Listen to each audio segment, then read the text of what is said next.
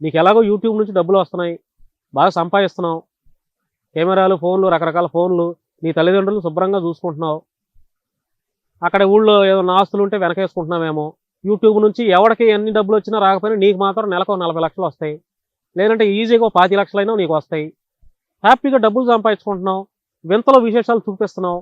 అవి చూపించేది కాకుండా నీ కులాల గురించి, మతాల గురించి ఇవన్నీ నీకెందుకయ్యా? దేవుళ్ళ గురించి. నువ్వు ఒక దేశం వెళ్తున్నావు, ఆ దేశం వెళ్ళినప్పుడు అక్కడ హిందూ టెంపుల్ గొప్పదా? చూపించు, తప్పులేదు, అందరూ చూస్తారు. క్రైస్తవ టెంపుల్ గొప్పదా? చూపించు, ఇట్లా బాగుంది, ఇంత సుందరంగా కట్టారు, ఇంత కష్టపడ్డారు ఈ టెంపుల్ కడతానికి చూపించు. ముస్లింలకు సంబంధించినటువంటి మస్జిద్ ఏమైనా ఉందా? చూపించు. అది ఏ ఏ కాలం నాటిది, ఎంత ప్రాచీన కాలం నాటిది, ఎంత పురాతనమైనది చూపించు. తప్పేముంది, అందరూ తెలుసుకుంటారు. హిందువులు దేవుళ్ళ గురించి చూపించు, హిందువులు తెలుసుకుంటారు. క్రైస్తవుల దేవుళ్ళ గురించి చూపించు, క్రైస్తవులు తెలుసుకుంటారు.